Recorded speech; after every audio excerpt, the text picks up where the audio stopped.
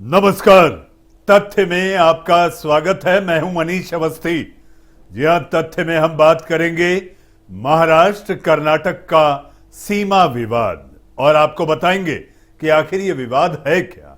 महाराष्ट्र और कर्नाटक के बीच पिछले कुछ दिनों से दोनों सीमाओं पर लोग आमने सामने हैं। दोनों ही जगह बीजेपी सत्ता में है और दोनों ही राज्य अब आमने सामने आ गए हैं। कारण है दोनों राज्यों के बीच 5 दशकों से चला आ रहा सीमा विवाद। महाराष्ट्र और कर्नाटक के बीच लंबे समय से सीमा विवाद चल रहा है। हाल ही में महाराष्ट्र के डिप्टी सीएम देवेंद्र फडणवीस ने कहा था महाराष्ट्र का कोई भी गांव कर्नाटक में नहीं जाएगा। इसको लेकर अमित शाह के साथ बैठक भी हुई।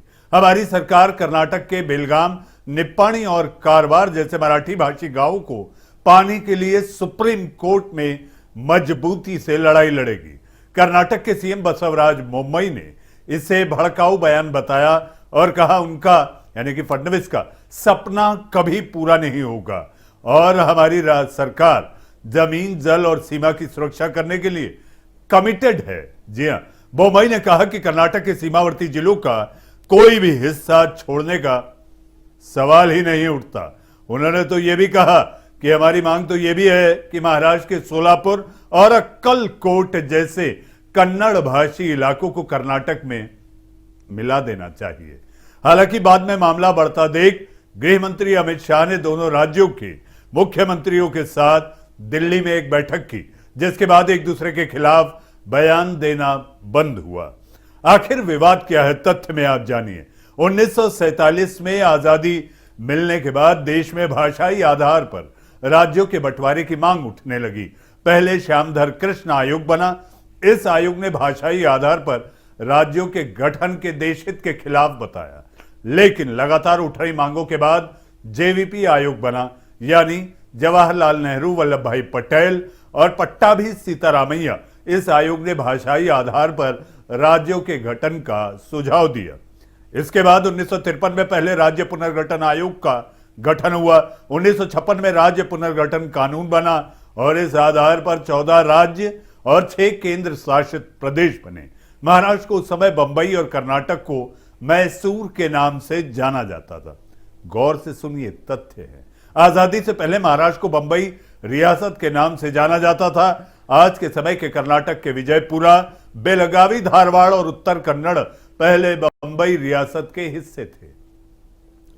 आजादी के बाद जब राज्यों के पुनर्गठन का काम चल रहा था, तब बेलगावी नगर पालिका ने मांग की थी कि उसे प्रस्तावित महाराष्ट्र में शामिल किया जाए, क्योंकि यहां मराठी भाषी ज्यादा हैं। इसके बाद 1956 में जब भाषाई आधार पर राज्यों के पुनर्गठन का काम चल रहा था, तब महाराष्ट्र के कुछ नेताओं ने बेलगावी, पहले बेलगाम, निप्पाणी, कारवार, खानापुर और नंदगाड़ को महाराष्ट्र का हिस्सा बनाने की मांग की। जब मांग जोर पकड़ने लगी तो केंद्र सरकार ने सुप्रीम कोर्ट के पूर्व जज मेहर चंद महाजन की अध्यक्षता में एक आयोग का गठन किया। इस आयोग ने 1967 में अपनी रिपोर्ट सौंपी। आयोग ने निप्पणी, खानापुर और नांदगढ़ सहित 262 गांव महाराष्ट्र को देने का सुझाव दिया। हालांकि महाराष्ट्र बेलगावी सहित 814 गांव की मांग करता रहा है। इस रिपोर्ट पर महाराष्ट्र ने आपत्ति जताई थी। महाराष्ट्र दावा करता रहा है कि उन गांवों में मराठी बोलने वाले यानी मराठी भाषी की आबादी ज्यादा है, इसलिए वो उसे दिए जाएं, जबकि कर्नाटक का कहना है कि राज्य की सीमाएं पुनर्गठन कानून के लिए तहत ही तय हुई हैं, इसलिए वह आखिरी है। सुप्रीम कोर्ट में पेंडिंग है मामला, देश की सर्वोच्च अदालत में। 18 साल पहले 2004 में महाराष्ट्र सरकार इस सीमा विवाद को सुप्रीम कोर्ट लेकर गई थी। महाराष्ट्र सरकार ने 814 गांवों से सौंपने की मांग की थी।